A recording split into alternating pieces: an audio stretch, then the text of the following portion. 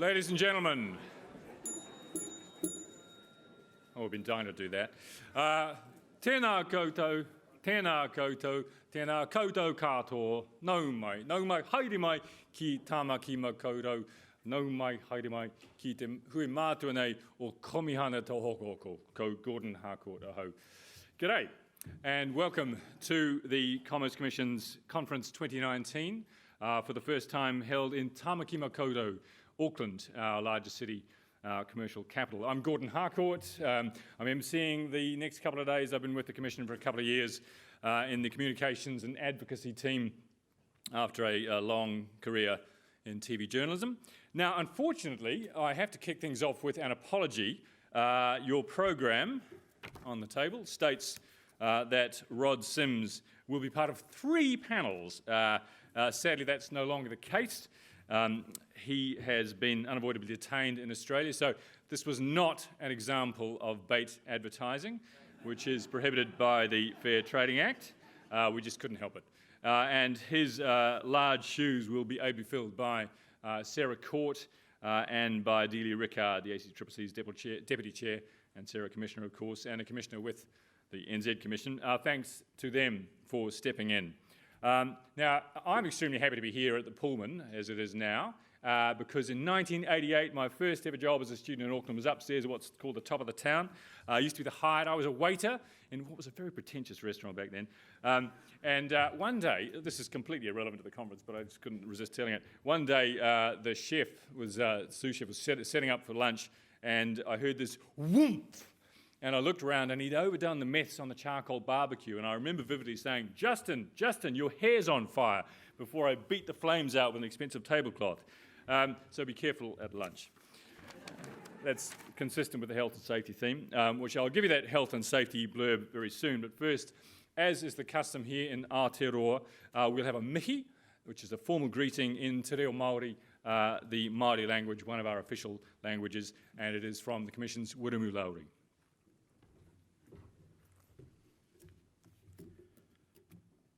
Korihi te manu, tākiri mai te ata, ka au, ka awa tea. Tihei moriora.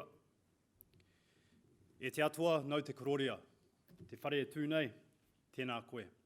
Te papa i waho, tēnā koe. Te mana whenua o tēnei rohe, tēnā koutou. Te hunga mate, ki te hunga mate, haere, haere, haere. Te hunga ora, kia tātou te hunga ora. Tēnā koutou, tēnā tātou katoa. I ngā rangatira, ngā manuhiri, ngā kai kōrero. I ngā hoa mahi no te komihana tau hokohoko. Hare mai, nau mai, whakatau mai rā. Whakatau mai rā ki tēnei huihuinga, ki te tautoko, te kaupapa o te rā. Nō reira, piki mai, kake mai, whakatau mai rā. Ka nui te koa me te hari ki te kitea koutou i tēnei rā. I ngā rā e rua e whai ake nei, I rongo koe I ētahi kai kōrero mīharo. E mōhio ana a hau, ka kitea e koe he painga.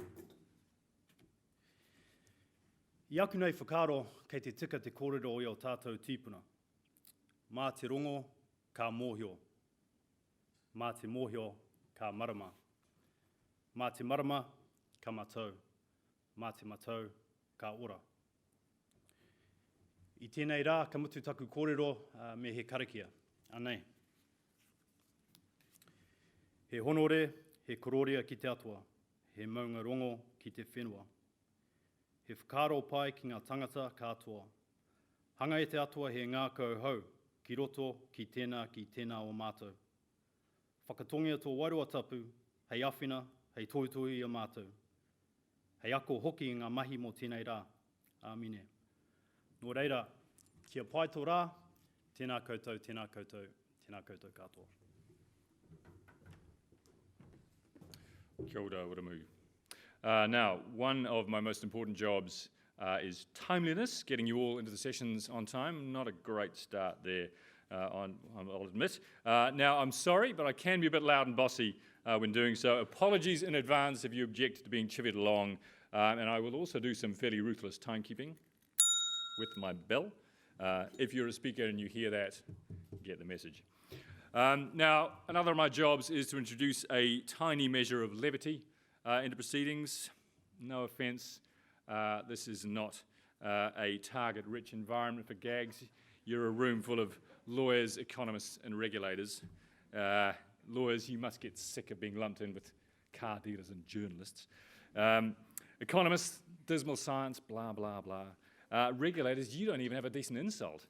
To the health and safety stuff, first of all, if your session is on, when we split, if your session is on the right of the page, then you are in the next room. So make sure you know where your session is. If we're coming up to a break, you're going to be in that room if your session is on the right of the page. Now, it says the public washrooms, we call them toilets in New Zealand, are in the Prince's Hallway, opposite the entrance to the Prince's Ballroom B. They're out in the corridor. In case of an emergency, please make your way out through any of the main doors, then turn left and head toward the exit next to the Omnibar. Is Penny there? I think that's out that way. Alternatively, after making your way through the main doors, turn right towards the pre-function area, go downstairs, so the stairs out there. Now, I have to explain that were we to be in Wellington, earthquakes would be a real possibility. They are less so in Auckland, but you're in Auckland, Tamaki Makaurau, volcanic explosions are a big deal here. But you tend to get a bit more notice with a volcanic explosion. If you look out into the harbour, there's a very large island there called Rangitoto. That's a massive volcano, but it took quite a long time to get that big. As you can see, the conference is being videoed. Now, recordings will be available. It's actually being live streamed to Commission staff, to selected academics and the students. Phones, put them on mute. Oh, yes, I have. And with that, it is now, one more thing, no app. Talking of phones, we're old school here. We haven't got an app. If you want to ask a question, you're going to have to stick up your hand, and I will call you out. Now, my great pleasure to do what no one has done at this conference for 10 years, which is to welcome a new chair of the Commission. I shouldn't even be here to do this because at the last conference, I said my life's work would be done when our next speaker appeared on live TV. She has since done that, and she's also taken over from Dr. Mark Berry. Please welcome the chair of the Commerce Commission, Anna Rawlings.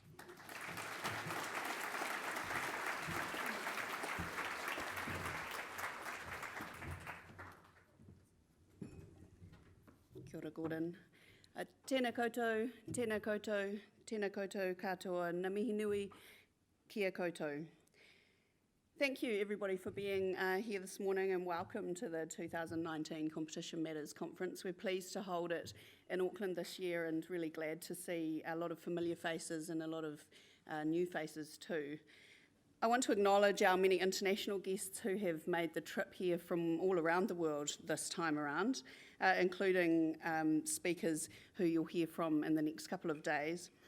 And we're really fortunate to have a wide range of such a high calibre of speakers sharing their knowledge and perspectives with us. We look forward to debating topics and sharing ideas with all of you and looking at how the issues on the programme affect markets, consumers and businesses throughout New Zealand and all around the world. The programme for the conference reflects some really important issues that are affecting all of us, no matter where in the world we're from, no matter whether we're regulators, whether we're lawyers, whether we're economists, whether we represent commercial and business interests or the interests of consumers. We all face significant change in the world around us, and at the Commission we continue to face change within our organisation as well. I want to talk a little bit this morning about both of those types of change and then provide some insight into our work priorities for the coming year. But first, our operating context. It's become somewhat rhetorical, and we'll hear it no doubt a lot in the next couple of days, that the world around us and the world that we live in is in a constant state of change. Technological change, societal change, environmental change, and political change as well. With radical transformation in some sectors, we see businesses appearing and disappearing at an unprecedented rate, and the digital age has really transformed our lives personally and professionally. My 7-year-old daughter somewhat surprisingly asked me recently how you could find out information if you couldn't Google it. And when I told her that when most of us in this room were children, we asked our parents or our teachers, or we went to the library and we found a book about a subject and we looked up the answer, she looked incredulous and possibly even disgusted. Even Google is really becoming old hat for her, and I suspect that just around the corner she'll prefer just to ask an AI device like Alexa and have an instant answer to any question that she chooses to ask. No longer do we worry, any of us, about catching the news in the form of a daily newspaper or waiting for 6 o'clock to roll around to catch the news on TV. Neither do we find ourselves rushing to bricks and mortar stores before closing time to buy some essential item. The news is delivered instantly to us, usually on a handheld device wherever we are, on a train, in an airport, in a conference venue during a dull session perhaps. We can shop online at thousands of retailers around the world, and we can have our goods delivered to our doorstep within days, if not within hours, depending on where we are. It feels pretty spectacular to many of us. In fact, if it feels like it's tailored specifically to your particular individual needs, it's probably because it is as well. But behind the rhetoric of change, a number of surveys are starting to show that people seem to feel less than spectacular about all of these opportunities presented to them, and instead many express a sense of vulnerability. They feel vulnerable to having their personal information harvested, they feel like their choices might be being manipulated behind the scenes and without their knowledge, and many are expressing dissatisfaction with potentially paying more than they feel that they should for the goods and services that they're buying. Others observe a marked shift in economic inequality, and in this country that's focused on income levels, poverty rates and housing prices, and potentially reflects a wider international trend in which some people are expressing a loss of faith in markets and in institutions. This is a kind of context that provides a platform for some of the discussion at this conference in the next couple of days. But in this context, competition remains especially important, as does the role of agencies like ours and others represented here at the conference, who are entrusted with a role in maintaining competitive markets in the long-term interests of consumers. The effective enforcement of competition laws and proactivity in tackling anti-competitive conduct are vital to addressing New Zealand's productivity and in other countries the productivity of those nations. It's central to fostering innovation, to encouraging growth and employment, and to maintaining and fostering business and consumer confidence, both sides of the table. And it's increasingly important that people can see the extent to which healthy competition can contribute to the well-being of consumers and to the economy as a whole. We need to be really conscious of the changing context that we operate in and in the changing expectations that we face as a consequence. And we need to ensure at the Commerce Commission that we're properly equipped to rise to the challenge of those changes as an organisation. Against that backdrop, as an organisation, we've faced a lot of change in the past 12 months. We have a reasonably new Chief Executive in Adrian Meikle, who offers her apologies for being unable to be here this week. We farewelled our long-standing chair, Dr. Berry, and we appointed or were provided a new chair in me. Every piece of legislation that the Commerce Commission enforces is currently either being amended or has proposed changes to be made to it. We've taken on new functions and powers and duties in recent years, which have seen our organisation grow from a village to a town, essentially. We now have around 250 staff members, which is up from around 185 years ago. And with current legislative amendments either introduced or on the table, we expect that we will have to grow even further. So this changing landscape, both environmental and internal, brings with it challenges as well as opportunities which we're really keen to harness within the organisation. For that reason, we've launched a piece of work that we call Fit for the Future. It's a piece of work that looks at how well we are positioned as an organisation to deliver on our vision and objectives in the future and how we will meet the challenges that I've talked about. We want to make sure that we have the infrastructure as an organisation to operate as a town and not a village. Our needs are different as a medium-sized organisation and a more complex organisation, and we need to make sure that we're well positioned to deliver on our functions, powers and duties into the future in a changing world. We want to purposefully look at where we're heading rather than just reacting to what comes in the door as it comes. We've hired an external consultant to help us with this work, and they will be engaging with staff but also with stakeholders. It's really important that we consider these issues internally for ourselves, but also that we hear from those with whom we work so that we can understand the interests that are being affected by the work that we do and the things that we could do better. If anybody wants to provide feedback on that project, then we'd encourage you to do that, and you can do it through the email address on screen. I look forward to returning to share with you the results of some of that work over the next 6 to 12 months.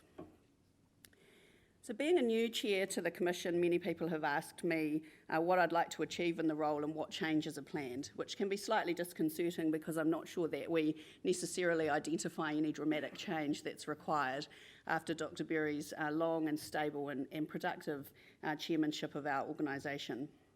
But as you'll appreciate as I talk through our priorities shortly for the coming year, the Commission has a really full dance card. Our immediate focus has to be on ensuring that we continue to deliver all of our core work to a level of and a standard that we've come to be expected. We have a market study to deliver in the next few weeks, in draft at least. We have the implementation of fibre regulation.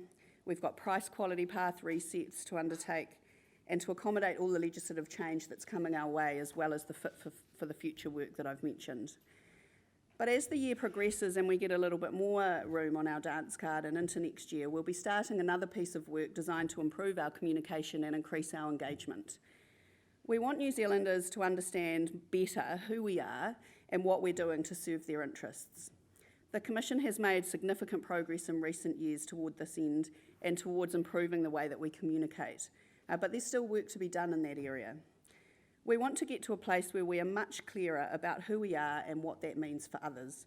This will help us to be better about telling our story cohesively as an entire organisation across our two branches in regulation and competition. We deal with a world of highly technical information, and sometimes we struggle to pull ourselves out of the detail and to tell the story in a way that stakeholders and the general public can understand and relate to, and we intend to work to change that.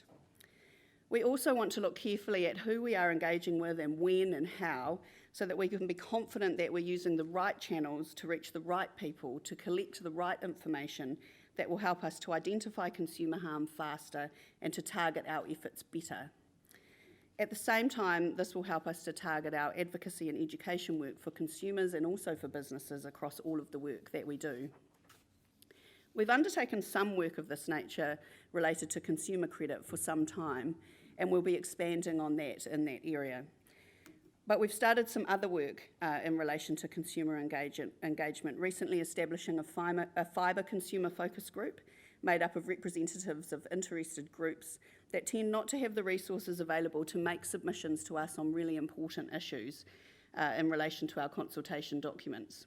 So the idea is that through these groups we can help to take the burden off some of these stakeholders and get together, discuss issues, hear their views, and write up the discussion that forms a submission either ourselves or they can go away and do that themselves.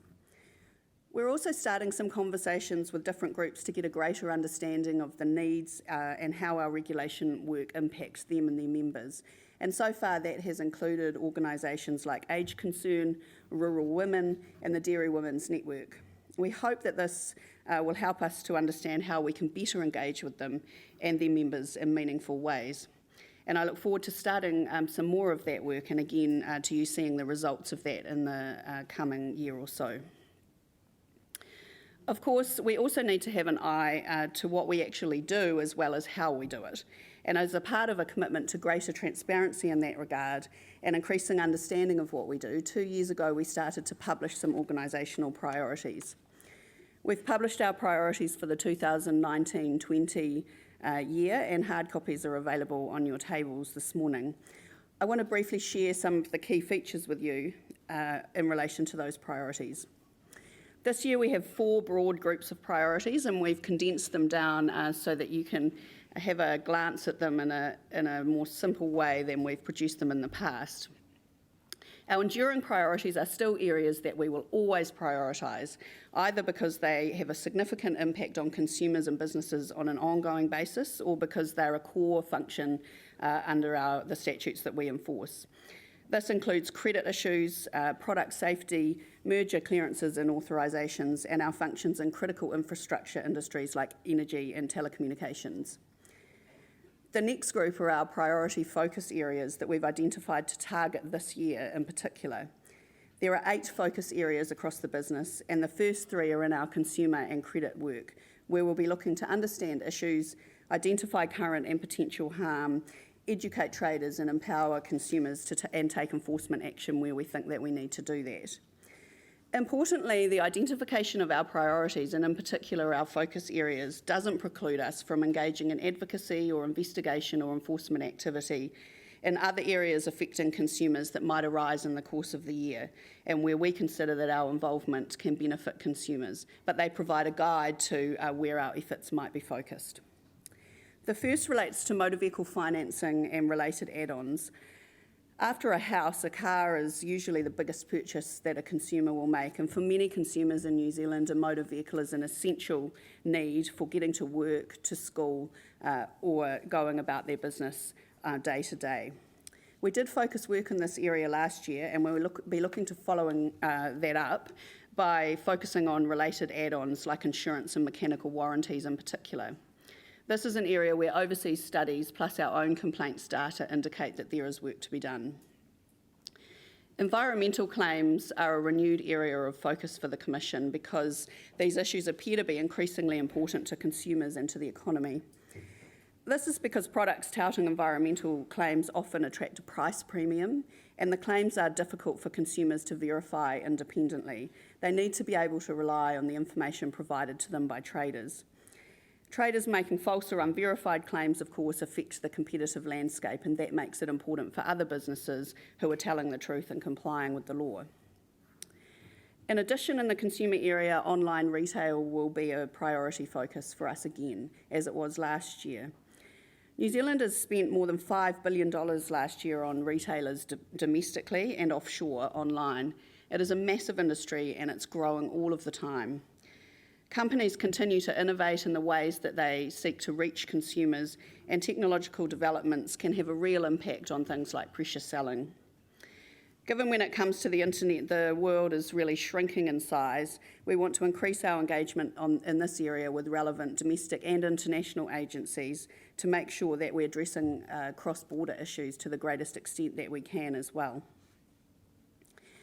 Through our competition work, we want to increase trader awareness about cartel laws, and this is particularly important, obviously, ahead of the introduction of criminalisation in 2021. So we're going to be undertaking a targeted outreach program and working on ensuring that we're really equipped and that we have the infrastructure for the implementation of this important change in our Commerce Act. Right now, we're also working hard, as many as you will know, on delivering our first market study on factors affecting competition in fuel in New Zealand. We're on track, and we look to be delivering a draft report in the next few weeks, and then we look forward to discussing its content with those whose interests are affected in the weeks and months that follow, and we'll finalise that report towards the end of the year. In our regulation branch, we're focused on delivering 2 electricity resets this year. The price quality paths that set revenue limits and quality standards for many electricity networks, including Transpower and regional distribution networks, and both will be completed in November and come into effect in April next year. So across the organisation, there are a number of large-scale projects that don't happen every year, as well as our business as usual investigation and enforcement work and our mergers work. And of course, then we also have work in telecommunications. In that area, we'll have 2 focus areas in the next 12 months or so. We'll be monitoring and reporting on telecommunications retail service quality to help consumers to choose the best services and the best providers for them, taking into account the kinds of factors that they value, such as customer service, billing, speed, and performance. This includes, again, seeking feedback from consumers to help us to identify what is important to them when they're looking at retail telecommunications. We'll also be consulting and finalising decisions on the new input methodologies for fibre broadband services, which will ultimately affect the price and quality of telecommunication services for homes and businesses across New Zealand. This is an important area of new work for us. The third high-level group of priorities that you'll see noted on the documents in front of you relates to connecting. As I've mentioned already, connecting with others is a very important part of increasing our understanding and effectiveness as a regulator, and as one small part of the wider New Zealand and global regulatory system. Again, connecting means more to us than just finding a voice that stakeholders can hear and relate to, and it involves more than just telling stakeholders what it is that we're doing.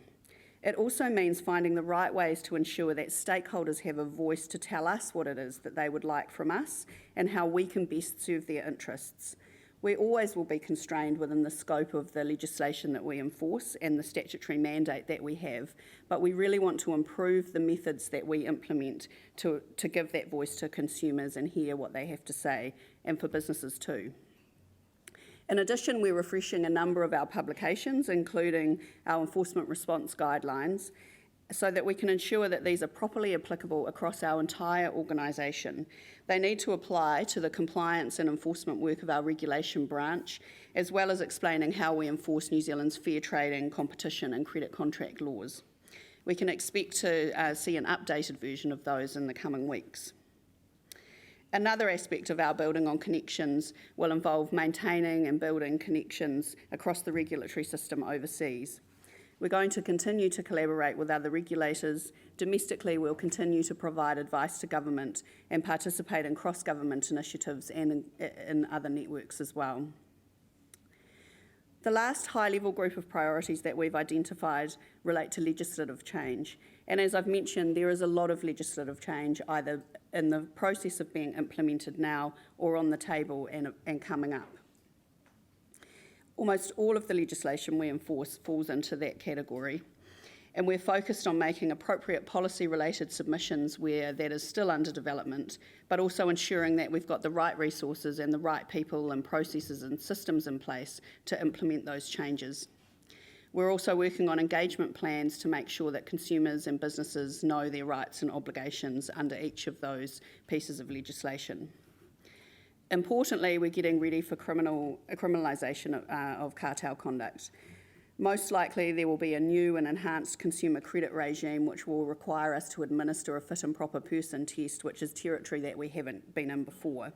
And we'll continue to implement changes to the Telecommunications Act.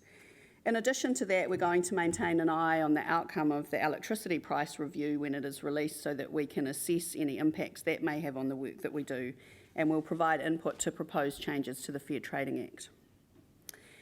That's been a lot about what we have on and where we are going, but measuring and reporting on performance against our priorities is also important. So I'd like to just quickly reflect on some highlights of the work that we've done on our priorities in the last year, just by touching on some primary subject areas. The first is in retail telecommunications. If you're a telco or read the news, you're probably aware that retail telecommunications has been a priority focus area across our whole organisation. It remains the most complained about industry in our complaints data, and it affects the vast majority of New Zealanders because everybody uses these services. So we've taken a number of warnings and also prosecutions in this space, and notable among these cases are those that have impacted individual consumers in a small way but have a high aggregate impact on consumers. And issues of that nature are not unique to this industry, but systems-based issues and aggregate consumer harm must be addressed, and we will continue to focus on it and to address it across all industries.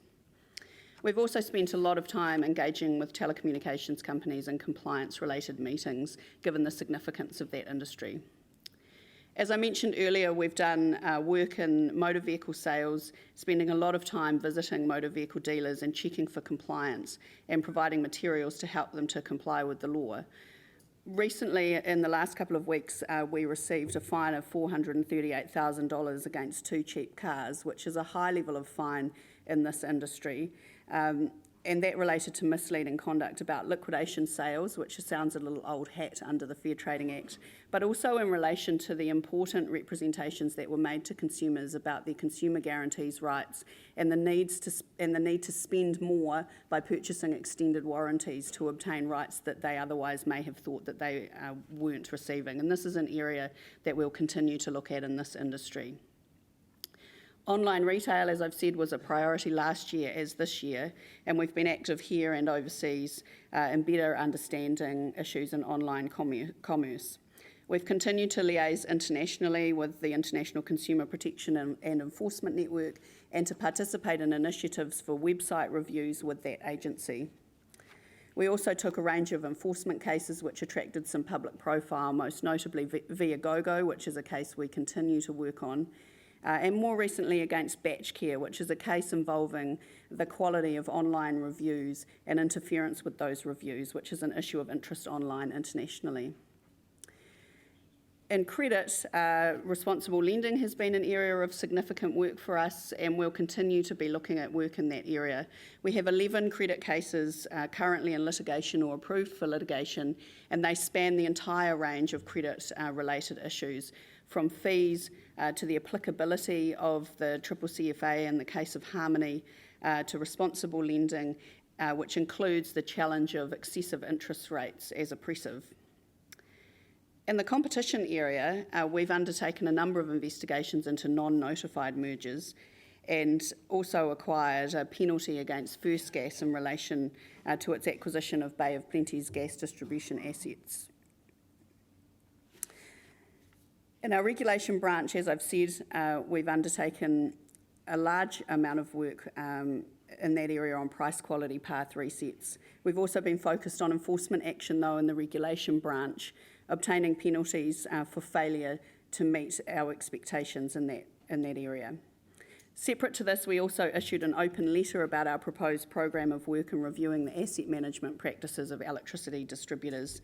And on the emerging technology front, we've taken action following an open letter and information request sent to lines companies across the country, publishing information on the type and level of investment electricity lines companies are making in emerging technologies to help us to develop a better understanding of what emerging technologies EDBs are investing in and what effect they are having on the sector, and how those investments are being accounted for in the work that we do under the Part 4 regime.